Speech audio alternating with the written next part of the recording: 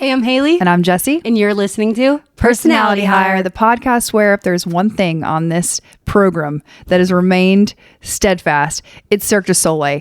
And I went to the new one that's here in Atlanta. It's called Luzia, and it is paying a sweet, sweet homage to Mexico City. And baby, I loved it. Did you Luzia your mind? I love Cirque du Soleil. I love it.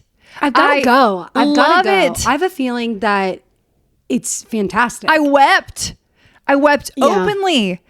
I didn't cry. There's something about a live performance that will just get the tear ducts wide open. There's this phrase that I've seen some people use often where when you're in a performance or when you're among a crowd or an audience. Yes, when you're an audience of something and you're watching a performance or some sort of spectacle and you feel this overwhelming sense of emotion. This term that they're using is called collective effervescence, which is what they're describing as like the overwhelming sense of seeing something at the same time as all these other people, and it sort of unites you. I don't like that term, collective effervescence. It's just too much. Well, no, it's not even too much. It just doesn't. Collective effervescence. And it makes my mouth move. It also is demeaning as to what I'm feeling. I am feeling joy more than collective effervescence. I'm feeling these feelings not just because I'm among other people that are seeing the same thing. I'm feeling it because I feel performances so deeply because I think about how hard they've worked to get where they are. I think about the talent that it takes. I think about the amount of people that have come together to put on this performance. I think about them being vulnerable enough to showcase their physical talent, and that overwhelms me. I think about the fact that there were men flying through the air and jumping through hoops. I think about the fact that there was another man, Hailey. There was a man who was hanging by one arm from the ceiling on a rope, and then it started to rain indoors. Can you imagine? All of a sudden, rain fall down and wake my dreams. Let it wash away. That's the first thing I thought of. He's just like in a music video. Yeah, hanging. He was, and I first was like, "Your arm's not popping out of socket." It was staying in place, which I thought was impressive. And then the rain came down. And he was just performing like in the elements. And all I'm going to tell you is I do it all. We talk about it. All comes back to Cirque. It always all comes back to Cirque. It always does. In JoJo Siwa. Yeah, was she there? No, she wasn't. Dang it. Always waiting. But on the way way in the car ride to Cirque, I was explaining to Scooby-Doo what we were going to go see because we took her to a previous one where with JoJo Siwa around this time last year, exactly, where there's a woman who looked like JoJo Siwa, but in reality, she's just a tiny. She was doing pink. She's things. a tiny elderly woman. I'm just the rock star. She's a tiny elderly woman that they tie this gigantic balloon to, and then she goes out into the audience, and she's so small, her tiny little foot fits on your hand, and you help her walk across the audience. So I was explaining to Scooby-Doo in the back seat on the way to the new Cirque what we were going to see, how we'd seen one before. She goes, "I don't want to see that baby in the sky again." and I had to explain to her. I said, "Honey, that baby did you and was Matt a 70. Cry? I said, "Was a 70-year-old woman. That baby she's a 70-year-old woman." Yeah. Did Matt and you cry when she said, "I don't want to see that baby"? Well, we tried not to, because then I tried to use it as a teachable moment to be like, there are people that come in all shapes and sizes. Oh, okay, I see. But she wasn't just, she was a small woman. A little person. She's a very little person. Okay. I mean, she is possibly 2 feet tall. Sometimes when you look at someone from a distance, they could be 4'9", but they look even smaller because of the distance. You're saying she was an actual she might have been person. Yes, she might have been a foot and a half tall. That's me being for real. Okay. But Sunny, I didn't realize that she had thought in the moment know. She thought it was a baby. She thought that a baby was hanging on for its dear life. Oh gosh, that's scary. I said, "Don't worry, she's 70 years old and she's done this before. This ain't her first rodeo." Yeah, and then subsequently from that, you know me, you know how I am. I love a performance. So now I have purchased tickets to 3 other festive type performances to go to in this one. That's exciting. I just like to so be good. That's just what I like to do. I love it. I love it. I like a performance. I love a performance. Yeah. I mean, obviously, it's what I live for. Yeah. I literally live for performance-based things. I also feel like I take for granted how lucky we are to live in a city like Atlanta where we get pretty much if something's on tour, it's going to come here. And it'd be weird if it didn't come to Atlanta. Yeah. We're Major Sid. We are a epicenter of cornbread. What would be the epicenter of? If you're going to say to someone, Atlanta is the epicenter of... Chicken wings on the ground. Yeah. Chicken bones on the ground. Heard that, or traffic. Poor traffic. Rowdy, mean drivers. I had a man this morning on the interstate. He was an elderly man, I would say 70s. I got a good look at him because we were in very tight traffic. He was driving an SUV Tesla, and he was wearing one thing that I noticed about him, and this is why I took notice of him. He was wearing a newsboy cap. And I was like, oh, look at this man. He's in his driving hat. Like, that's the old school. I'm putting on my driving gloves and my driving hat. And so he was wearing his driving hat. And I was like, cute, whatever. And then, traffic starts to pick up. We're no longer inching. And this man decides, 0 to 60. Okay, well, I'm sorry. I'd like to obtain my life. So I'm not going to just jump on the accelerator. I'm going to ease my way to the speed limit or 5 above. No. This man was on my booty tail, and you know what he was doing? He knew I was looking at him. Which by the way, only makes me go even safer because now I think you're dangerous. So I'm like, I've got to be extra safe because you're having a mental breakdown and I've got to be the reason here. Anyway, he looked at me and he had his little driving hat. So imagine a 70-something-year-old man. He was mid-70s. Not, grandpa can't get on the ground and play with the grandchildren. That's how old he is. He's pointing at me with a pointy finger. And he's going like this as he's trying to drive faster. And I'm just like giggling because I'm like, sir. Did you give him a finger back? No. I would have. I didn't. I just smiled at him because I think that'll make you more mad. One thing about me is I am a little sister, so I know how to make you mad. And that's simply by letting you be mad. Letting you be mad and smiling at you is going to make you so mad. That is a trick for everyone who's never been a little sister. You want someone to be mad when they're flying off the handle, just smile at them. Or blow a kiss. That's also really, I have found that to be effective in a road rage situation. If you blow someone a kiss, that also makes them incredibly mad. Or one of these waves. Like a besos. Yeah. Besos. I told you this, but I recently totaled my car. I haven't told you all that yet, but here you go. I totaled it. No, I don't want to talk about it. I don't. But I did the totaling part. It up on the but I don't want to talk about how it happened. No. But I did total it. But I want to talk about it. So I have to find a new vehicle. And the one thing that I was immediately thinking of was that this car that I had that I just fucked up had amazingly tinted windows. So I could be in there doing what pick your nose, no one I wanted. I was singing, I was talking, I was yapping, I was getting mad at people without them knowing, which I really enjoyed. I like that. Yeah. And now I have to be, I really think on your P's and Q's. I really do. I have to retrain myself. So I'm in a rental right now that has like no tint to the windows whatsoever. In mine, and you do have to be very careful. I have been practicing driving with a pleasant face on. I've been practicing because I'm like, those days are gone of me being able to do whatever I want with my face in my current car. I've been practicing just pleasantly looking out the window. You never know who you're going to see, or pleasantly taking a right turn and looking at, oh, hey, how you doing? Or somebody cuts me off and pleasantly being like, oh, you didn't mean it. You didn't mean it. Cause I'm going to have to build that muscle memory back of being just not reactive. Yeah. You know, it is hard. Sometimes I will accidentally be reactive and then I realize the person can see me. And then I'm like, I have to act like I'm singing a song now. So then I have to with be feeling. Like, yes. Like I'm like, da-da, yeah. So then I just change the song to another song that is more angry and I sing it. I'm not kidding, because I'll get caught slipping. And then I'm like, well, that's embarrassing because they just affected me and I don't even know them. So they shouldn't be affecting me the way they affected me. But I was just having a moment.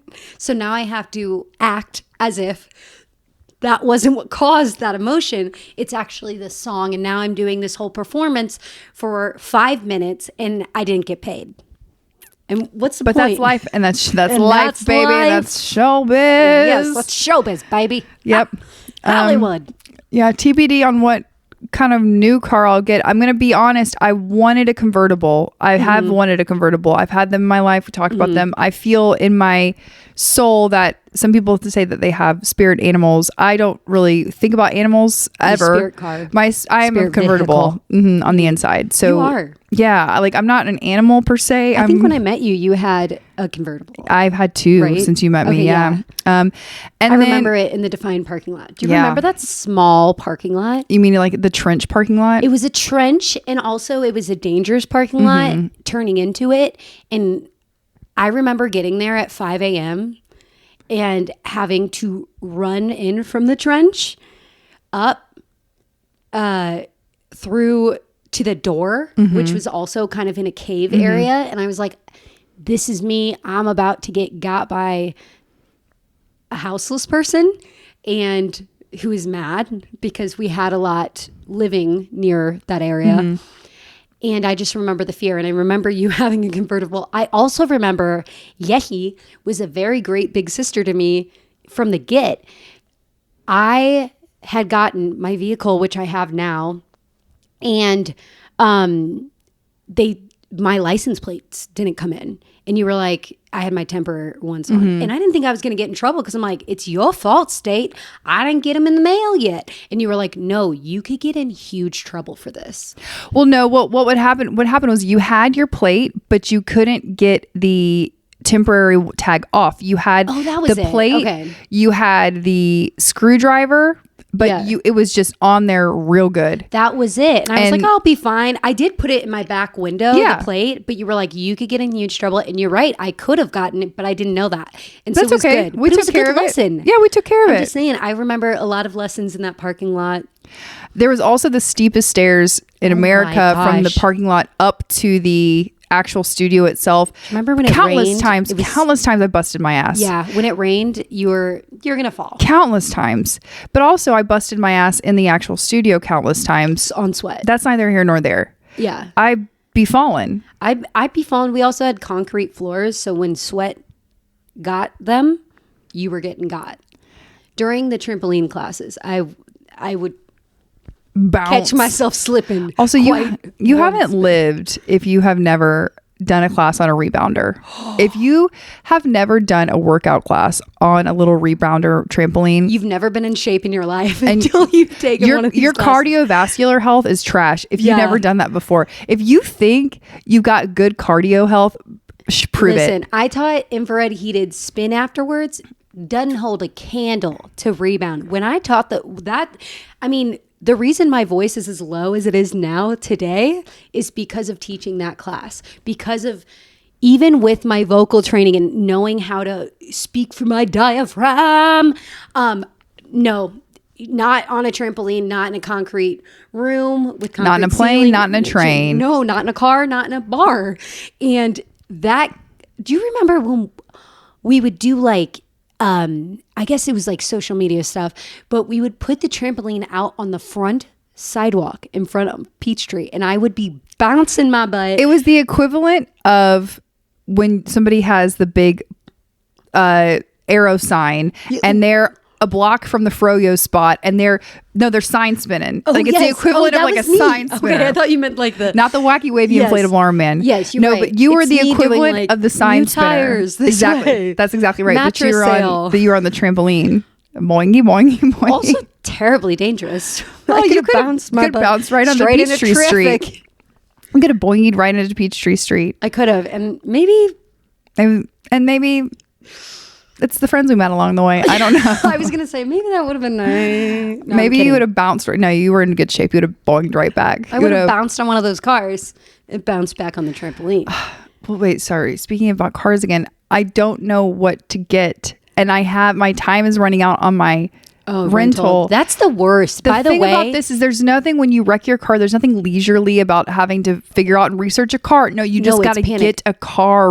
You know what I did last time? Which, by the way, we live in Atlanta. If your airbag deploys at all, which it's kind of, thank goodness that these work so well, and they should. But if it deploys at all, your car is totaled. And in Atlanta, they really like to total cars very quickly. They don't have time. They don't want you to have they don't want to fix your car. They just total it.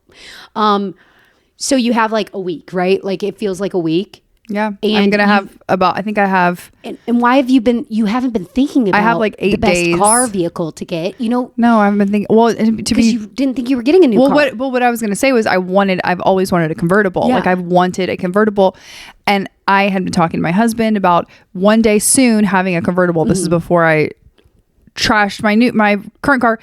And now I am recognizing this is such a hard pill to swallow. And it's honestly, it physically pains me for these words to leave me.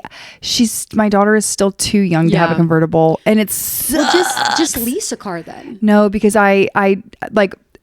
because of the way that I just totaled this car. Yeah. I have compromised my good standing to be able to do that option. Okay. I don't understand anything, by the way. My credit is excellent. Yeah. Excellent credit. My insurance, however, I've dinged it a couple times. Okay. Yeah. I've dinged my insurance a few times. Have I.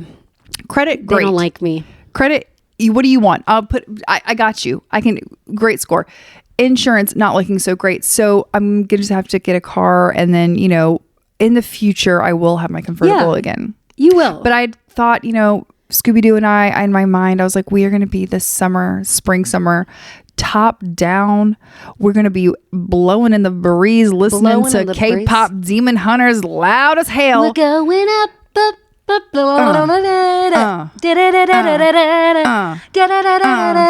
Oh my gosh. Speaking of K-pop Demon Hunters, I think I said this to you. Again, we recorded the past 2 episodes a long time ago, before Thanksgiving, but 2 weeks ago. It was a real misstep on Netflix's part not to preemptively put together some licensed toys for the holiday season that had to do with K-pop Demon Hunters. Yeah, I think shocking. that they must have just really shocked there's no dolls. Underestimated how successful it was going to be. So now Mattel has some. They spent all their money on Stranger Things. I'm so positive of it because Justin and I. Retract. J-Dog. You guys can't know his name because he's a man. We've said it 19 times, but you know J-Dog. what? Just also if you ever know me on social media, whatever. J-Dog. We just got Netflix just to watch Stranger Things, like the new season, and we're rewatching it now, and every commercial that pops up and we got the lowest package. We already have a subscription to every other stinking platform.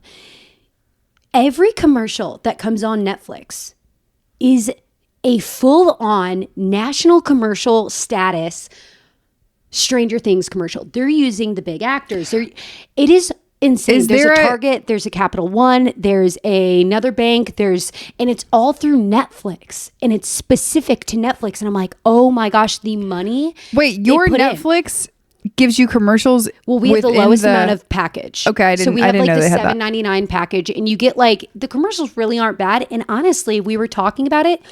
If we are going to pay for a platform, I would prefer to see Hulu commercials if I'm watching Hulu. Like specific, I kind of liked it, but all of our commercials are Netflix / Stranger Things. Like they're all Stranger Things commercials. It's amazing, and I just know they spent so much money on advertisement.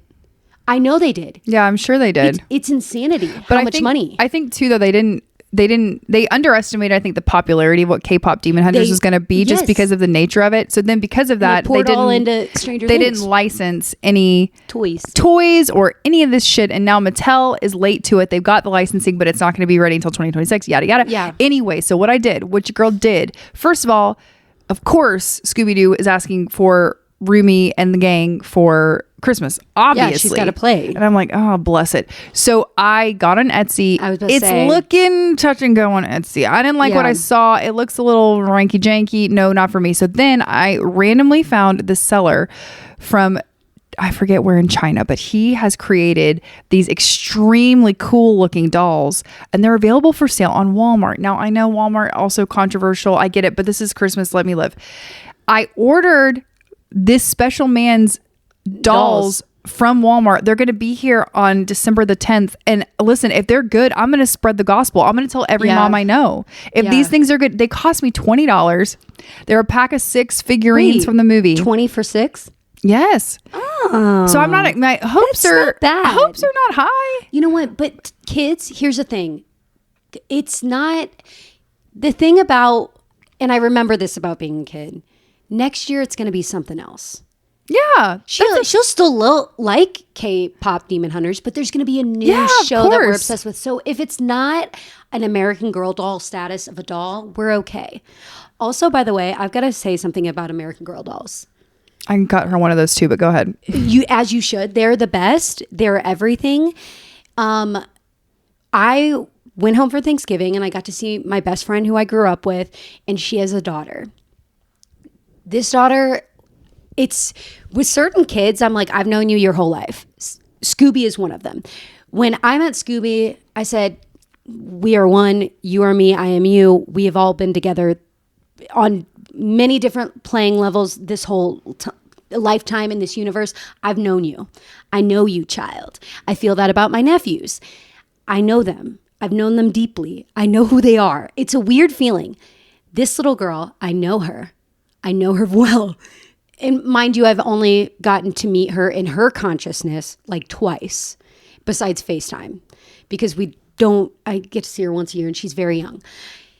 She was introducing me to her dolls when I walked in. She's 3, by the way. She just turned 3. One of her dolls' names, she's like, this is Julia. And she also can speak very clearly. She's like, Julia. And then she picks up this American Girl doll, and it's Lindsay. I don't know if y'all remember Lindsay. Lindsay had a white dog. I had a Lindsay.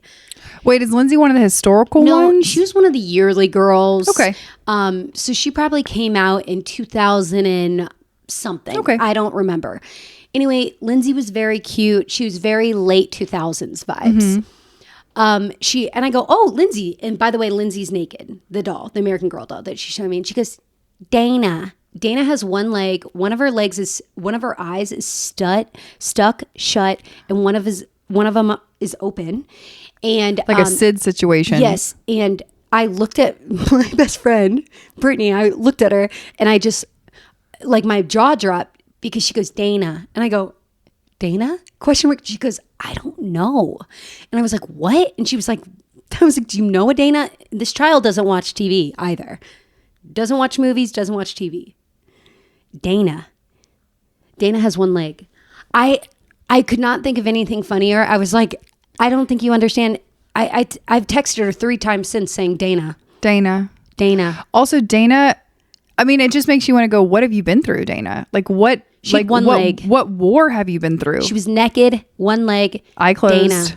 Dana. And the fact that this child said Dana, that I'm naming this child this. She has another doll named Sarah. I'm like, where are you getting these names? But you're in the year of the Presley. You're in the year of the Harlow. You're getting Sarah, Julia. Julia's a little bit, that I can meet a Julia at this point. A younger Julia, and be like, that's normal. But if I met a Dana who's 3, I'd be shocked. I'd say family name. Yep. That was Grammy. My only claim to fame as a child was I had a doll that I thought this was, I thought this was groundbreaking. I had a doll that I named first name Holly, last name Wood.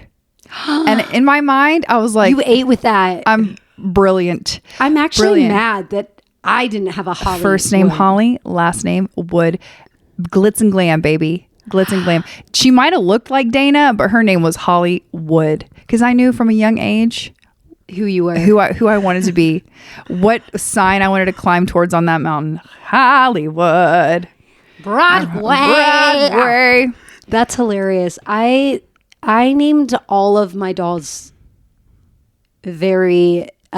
they were all named after people I knew. Like, I thought you were about to say like from the Bible, like Mary, Joseph, Jezebel. No, I named my first American Girl doll. She was like a look-alike one where you get the one with your eye color and your hair. I had Ashley because I wanted this was also very theater of me. I wanted the set, also I circled it in the magazine, that I wanted the set of the injury. So it came with crutches, like Band-Aids, an arm cast, a leg cast, and on the leg cast, it had in cursive Ashley with a heart next to it. And I was like, that looks pretty. Her name's going to be Ashley. But why would Ashley sign her own cast? Because she said... Because she's a diva. I'm iconic. She said... Yeah, and I named her Ashley. And that's kind of disappointing to me that I named her Ashley. But also, why... This is also not just my kid, you. It's all kids.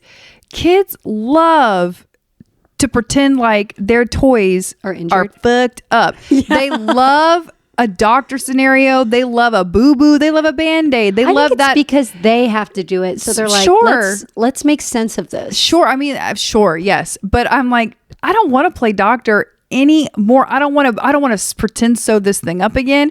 I don't want to pretend put this thing doesn't have a fever. I don't want to pretend that anymore. But also, we've talked about this before, and I don't know if I've talked about it to extent on this podcast, but I don't like to play dolls. I don't like to play dolls. I have to force myself to do it with my kid because I don't want to be a terrible parent. So I force myself to do it, but I don't like to play that much pretend stuff. I don't think most parents do. I love a dance party. Yeah. I love kicking a ball. I love singing. I love walking around. We'll go and we'll do and all those things. Play and pretend is so hard for me. It is hard. I mean, and I think I'm going to speak for a lot of people here. This is a safe space.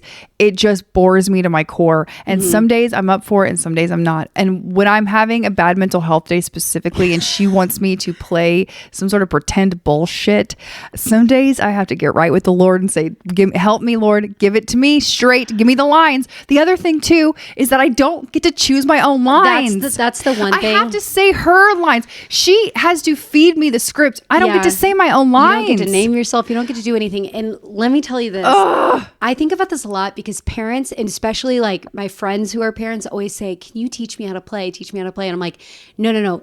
This is what being an actor is. You don't get to choose your lines. You're being directed. That's why I'm good at it, because it is literally my profession and it doesn't bother me to get fed lines because that's what I do. However, it is frustrating when you want to improv. And it is with kids that they don't allow you to riff. They don't allow you to liberty-bibberty at all. No. They make you, they're like, no, actually, no, she can't drive. Oh, I can't drive the Barbie convertible? What are you talking about? Look at her. She's clearly above the age of 16. Look at her yabos. If I have to be Chelsea, because you're going to make me be Chelsea, and you can be Barbie or whoever. If I have to be Chelsea, let me decide what Chelsea says. No. Okay. And then pretend like, okay. So then next you're going to say, pretend. Okay. So now pretend like you're going to say, oh no, Barbie, why can't I come to the Barbie? Pretend like I'm going to say, okay, I'm going to pretend like I'm going to say that, but I'm actually going to say this. And then I got to wait for her to say whatever freaky line she's gonna say, and then she goes, okay, and now pretend like you say, oh Barbie, please, I want to go. Yeah, we're always praising the other, like whoever that doll is, whoever they're playing, they're gonna get. They're the lead role. You're the best. Like we're always fawning over them. I'm sick of it. We always have to be the one who's sick and has to lay in bed, and then I'm like, cool. If I lay in bed, let's let her go to sleep, so I don't have to say anything. That's right. No, you have to have a nightmare, and then Barbie has to come in, and your nightmare was that Barbie was so beautiful that you could never be that beautiful. And it's like, where did you learn that, kid? The only thing that I have found that I can really, and again, maybe this is going to be helpful for you if you have somebody that wants to play pretend. The only thing that I've found that I can do, somebody who wants to play pretend toy with you, crying. The only thing that I have found that I can do that has let me be my true authentic pretend self is if I'm mean. And that means if I'm like the bad guy, if I turn it into they love you to be the ugly bad guy. If I'm the bad guy, and then I get to say whatever I want, and I'm causing havoc, I'm stealing toys, I'm putting people in their place, and that's the only time. But then they get frustrated with you doing that because it gets too funny and you're stealing the show in the limelight, and then you're taking them off their narrative, which is constantly changing in their mind. So they might have liked it for 2 seconds, but now they're mad because now you're being funny and they're the star of this show. So all that to say, I don't like to pretend that much. I'm more of a hands-on doer type of mom. Like I'm going to do stuff with you, but I'm not going to pretend stuff with you. And I'm not saying I never play pretend. Don't call CPS on me. I just don't like it. And I'm allowed to say that. It's okay. It's not that tight. Also, what I also like to say is if sometimes, especially she and I, sometimes after her extracurricular activities, it's a little later. Sometimes she and I will go to a special mommy and daughter dinner. You know, we hit up the bar taco, if you will. Yeah. And then she'll want to pretend. And I say, how about, this has been a big hit lately. Again, another free tip. Yeah. This is free for you. Free 99. I just say to her, I'd really love to have a conversation. And that lets her think that I'm like, I want to know everything in your brain. I want to know everything. And then she just yaps for 30 minutes straight. And I just nod my head. Yeah. And then I say, I just paid the tab. Yep. Let's boogie.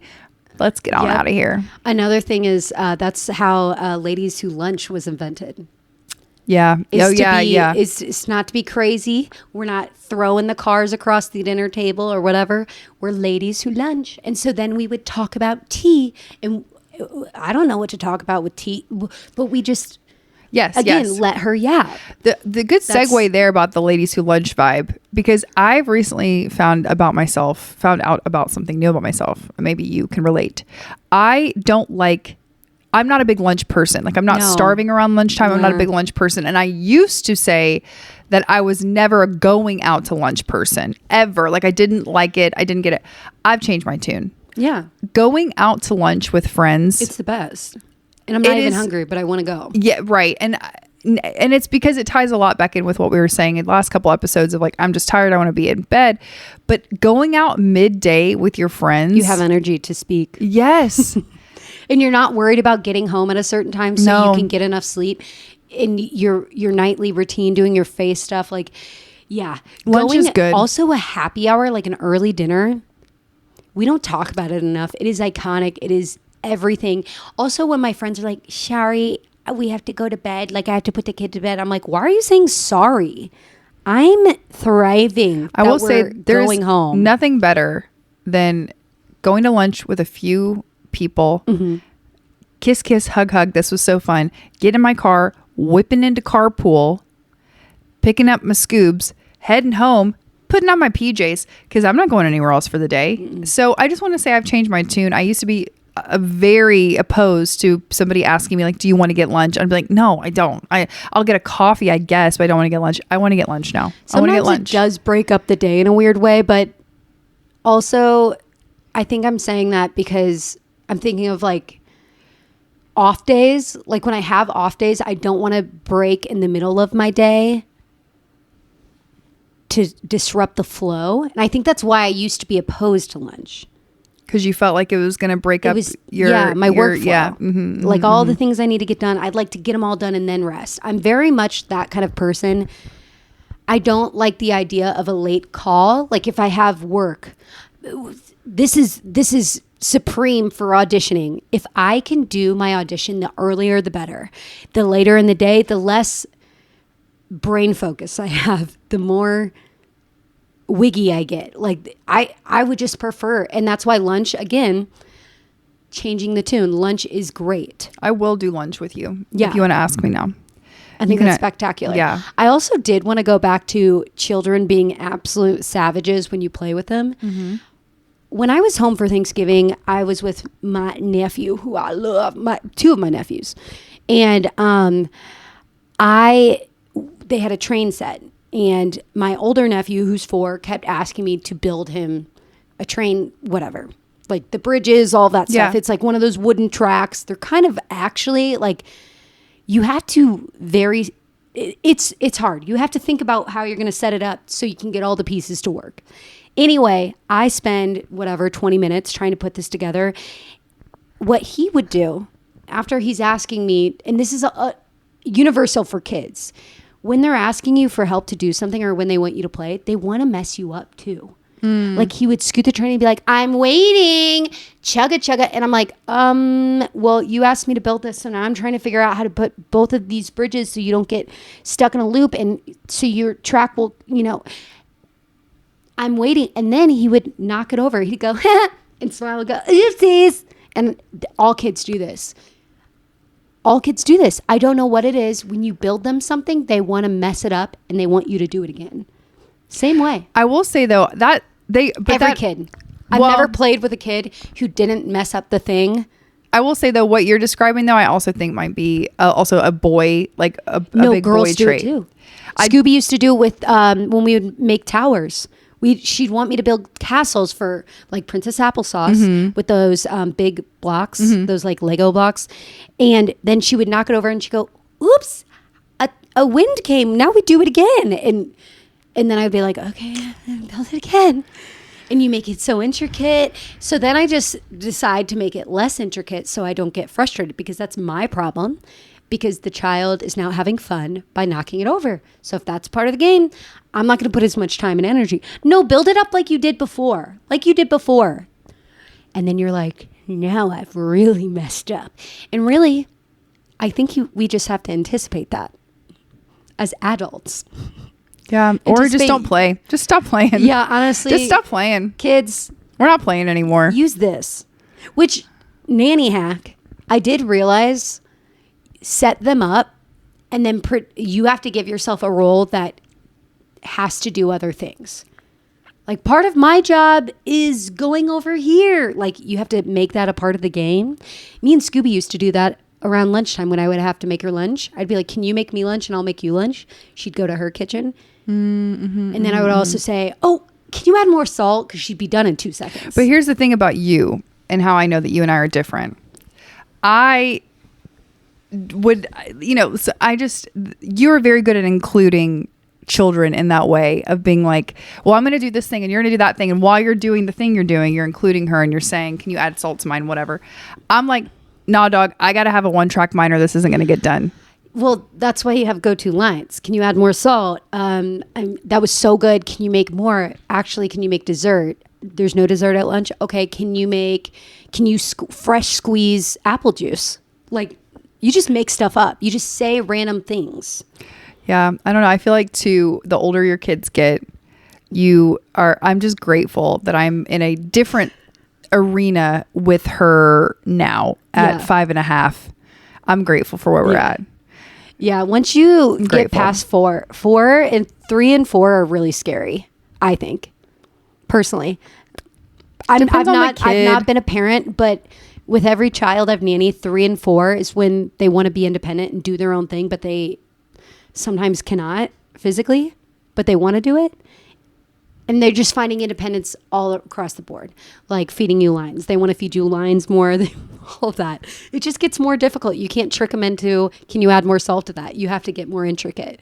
And I think that's where I'm like, yeah, I mean, also, I'm Dana. Your I have kid, one eye shut, one eye open, and one leg. Your kid is going to treat you differently than they treat anybody else. Like as the parent, yes, your kid's going to treat you differently than anybody else. So you also respectfully have a whole other set of rules that you have to follow. True. So all I know is that I did get Scoobs the $20 K-pop demon. Who knows?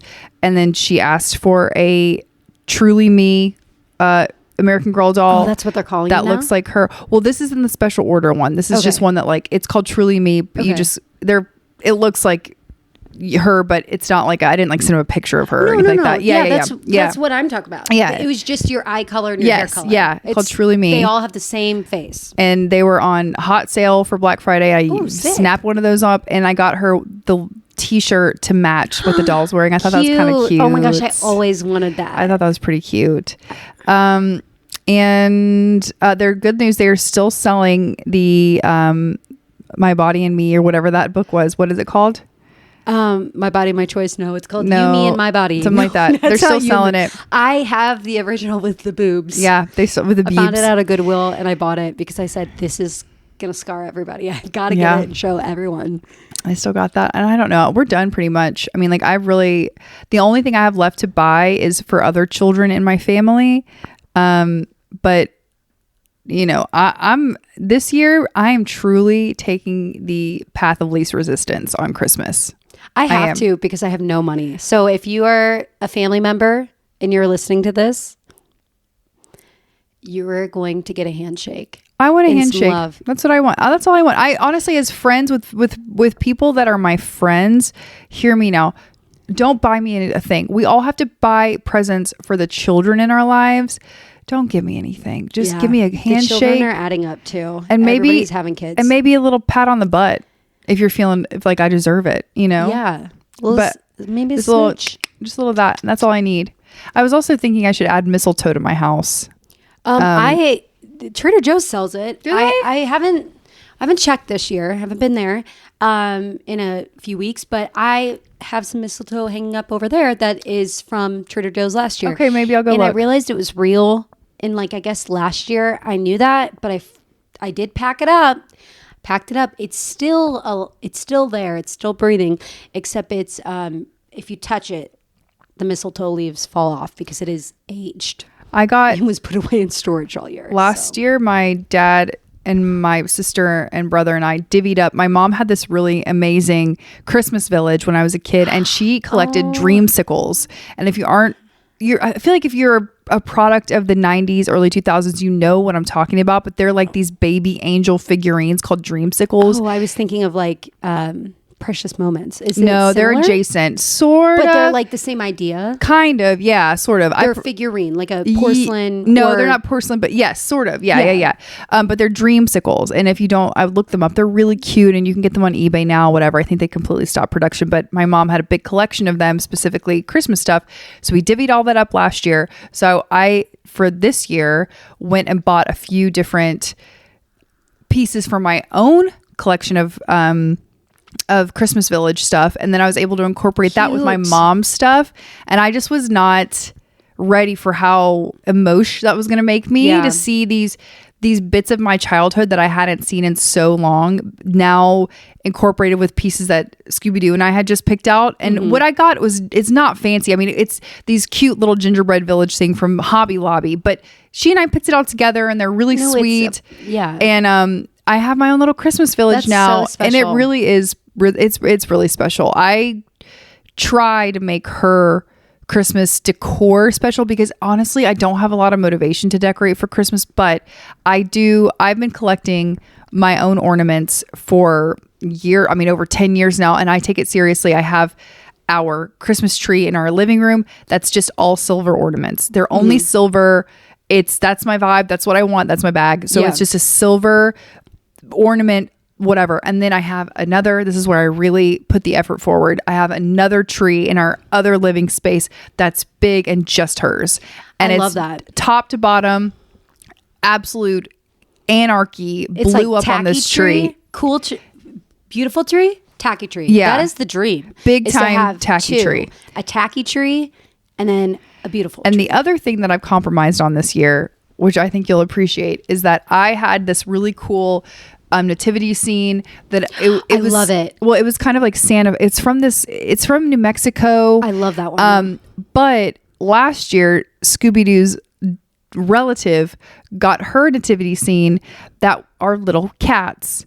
And I said, haha, and I put it away because it just wasn't speaking to me. And what I mean by cats, I mean like it's truly like Joseph cats. Is a cat, like he's a tabby cat. Mary is she looks as though she's like a beautiful gray, like, I don't know, rag doll, something like that, you know? And then I made cats a boo-boo. For Christ? Cats for me, purrs for the person. It's Jesus. But she spotted it this year, and she whipped it out before I could whip out my another nativity scene. We're rocking with the cats this year. Meow. I got to take a picture to put it for the dump. We should have both, but I'm done decorating. No more. Okay. But I'm never done. It looks like a Fancy Feast commercial. Like my nativity scene looks like. That's so funny. I'm like, we should be getting a lifetime supply of litter, honestly. But that's what I'm working with. I can't wait to see this. Yeah. Meow. Haley's her condo looks incredible. She's got lots and lots of beautiful things. Also that stocking of that she's got a beautiful like needlepoint stocking of this horse. Oh yes. And its mane is the color blonde that I wish to be. Let me check. Oh, it's like icy. It's just like nice. It's good. Oh my gosh, I guess I'd never really realized how much beautiful dimension that horse has in its mane. It's got really I'll be taking a picture of that for Morgan at Space Salon. Morgan McKenna, Space Salon. The inspo. Yeah. So growing up, we had needlepoint custom needlepoint stockings for all of us. Me and my brother had ones that kind of looked alike, but my mom had hers from childhood and my dad had his from childhood. And theirs was actually, both of theirs were, no, my mom's was needlepoint, but my dad was like felt, like old school, like these were handmade. So I am very big into needlepoint stockings. And I was like, well, I don't want to buy myself a personalized one for my home. I want to keep mine that I had from childhood at my dad's for forever if I can. But I was like, I'm not going to buy ones that say Hailey on it for my house. Like it's not about Santa right now. You know what I mean? For me. So I just was like, I'm going to get some cute ones that I can see I like it hanging up in my home in the future that are just fun and cutesy. They're like 3 different ones, but yeah, that's what you should do. Yeah. Needlepoint. I just love them. And also I love a fun tacky Christmas. I think I'm always going to love a tacky Christmas. There's no color scheme and it just makes me happy. I think that people sometimes can take Christmas decorating to an extreme to where it's so curated that it loses the whimsy and it loses the like Kim joy behind it. House from that one year. Or people who are so focused on this year, there's been a big trend of making sure everyone has a Ralph Lauren Christmas. I think that you can go so far in the direction of making it look heritage or this pristine sort of magazine cover decor to where you're losing the ability of like, I think that Christmas there's no decor personality then. And then Christmas decor should be something where I think that like ultimately for me, there should be an element of childlikeness, childlike wonder in it, because that's the point. Like, I'm sorry, but if you're a grown person and you're decorating for Christmas and you lose that like shimmery shine sparkly bit to it, like that's just, I don't know. It's for the kids. It's and the kid within you is what I mean. Yeah, like, it's literally the kid for in everyone. you. I just think that, we take things way too seriously. It doesn't have to be pristine. It doesn't have to be curated. It doesn't have to be perfect. And I think that like you have a lot of good whimsy in your Christmas decor. Thank you. I tried very hard, to be honest. I tried. It's all like things from all over. I did paper chains this year. Then everybody started doing them this year. So I was like, I'm done. I did make a little bit for my mantle. And then I was like, everybody's doing it. Now it feels contrived. I'm not going to do it. But do you see the star garland that I made out of pipe glue? Oh, you made that? I made lovely. That. It took me forever. I was going to make a bunch for all over. And I'm carrying the pipe cleaners with me everywhere I go. I took them home for Thanksgiving because I'm trying to make more. But just making one that filled my mantle, and it's just silver pipe cleaners that I connected and made into stars, took me like a week and a half. I could tell. Hard concentration of I'm going to work on the star garland. It looks great. Thank you. I think it looks really good, but it looks like it took a lot of time. It did, and I'm probably done with that. Thanks for asking. Yes, and I'll keep it forever because of how long it took. I don't care if they look like blobs in 2 years. They're still going up because it took so long. Hard work, and dedication. Frustration too, trying to figure that out. I'm really not as crafty as I look sometimes. I just try to be. For the dump, we'll take a picture of your garland and my cat nativity scene. We will, and hope it inspires y'all to not try and to try at the same time. Yes. And to remind you that it's just to let all it about be. Kids. Also, I've been thinking a lot about this. We've talked a lot about romanticizing your life and all of this. And I've been really working on my mindset because I believe fully that next year is going to be a huge year for me. I feel it in my gut. And everybody says this at the end of the year. Like I remember when I went through my breakup and it was all horrid and everything had to center out and everybody was like, things are going to be great for you. It's changing, because I was really focusing on myself. So everybody was saying, things are going to happen for you. I believe good things. Everybody was saying that to me. And I was like, blah, blah, blah, blah, blah. Guess what? It actually kind of did, because I focused in on myself. Mm-hmm.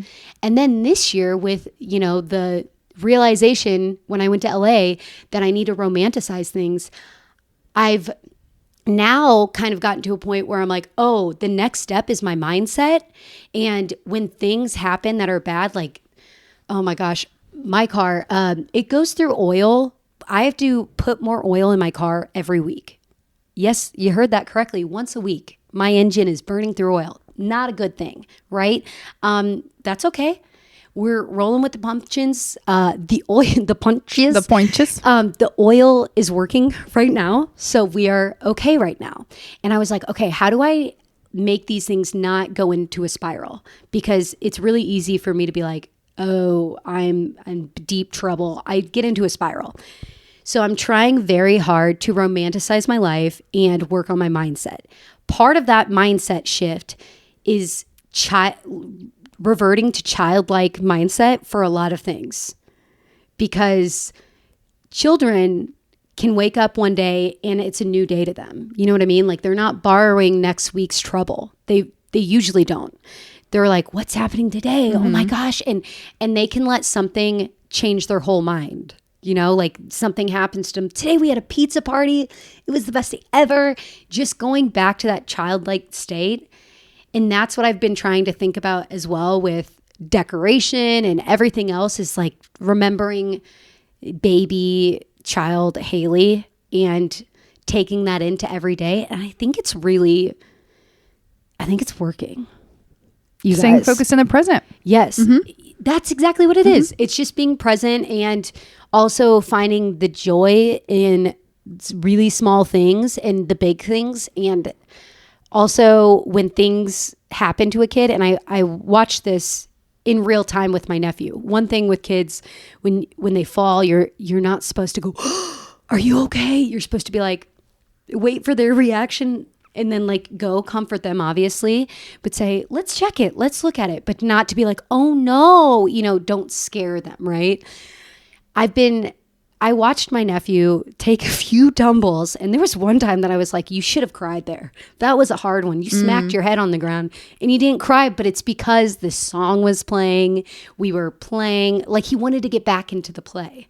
So I was thinking about that, and I was looking at him and I was watching him react, and I was like, that's what I need to do when something bad happens. I need to hear the music. I need to continue to play. I need to not spiral. After you smack my head, after you assess your body, after you say, am I broken? Yeah. I need to make sure I'm not bleeding. However, but figuratively bleeding is what I'm saying. Like, is checking yourself. Yeah. But that quick shift, because I think next year is going to be a big year. I think things are going to happen. I don't know what's going to happen, but I need to be in that athlete mindset of, when something happens, to get over it quicker, and not get over it. That sounds so harsh, but to recover quicker.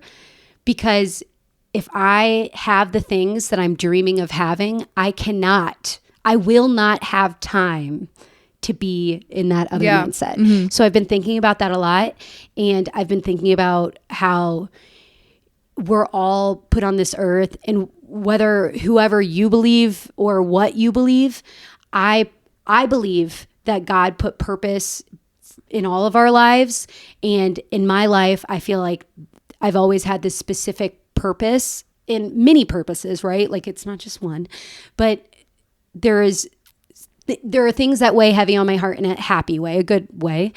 And I think that I'm getting to the point where those things are about to come through fruition. To fruition through. Hello. We're going to go through it too. But in order to be able to be prepared to that, I can't have the spirals that I have now. Or why would God put me there? I would mess it up. I would mess up all the things that I want, or I would mess them up if I would stay in that mindset of like, oh. Well, it might just pass you by if you're not open to it, and you can't. Yeah. And you're just not ready for it. Mm-hmm. So it's one of those things that I think I'm learning from kids, and also romanticizing my life, which sounds so cheesy and sounds so like. No, it doesn't. It sounds like you're making, you want to, instead of just making lemons out of lemonade, you want to really But yeah, And truly. And I want it to truly- be a part of my system. You don't want it, but it's beyond you being like, oh, well, I have this situation, so I'm just going to make lemonade out of it. You're like, no, my situation is champagne. And it always is, like, that kind of a thing. Exactly. Yeah. Yes. In recognizing, because it's not ignoring the problems and it's not saying this thing doesn't suck. It's recognizing that it sucks, but okay, there's all these other good things happening too. And to not focus on that and to stay present and to not borrow the trouble and be able to move through it quicker than I was before. Because I do have a problem with spiraling. And that's on. And I don't anymore because I need to speak. I was going to say, and that's on speaking it into existence. Yep. Yeah. I think with that, rate, review, subscribe. We love you so much. Share this episode with a friend. Happy holiday season. Please share this episode with a pal. Especially a pal who doesn't like to play pretend. They need to hear this. It's okay. It's okay. Pretend you like to play pretend. Or- and maybe it'll become a part of your system. Or Romanticize just don't. pretending. Or stick to literally your cojones, your parental Stick cojones. to the status quo. And say, I'm not doing this. No. And know that Use I your will support imagining. you. Also, kids have an imagination. Let them use it. It's fun. We love Imagine you. you have friends that you're playing with right now. Not imagine you have friends. That sounded really bad. Take me to lunch. We love you so much. And we will see you next Thursday. Janine, take us home, sis. Ah.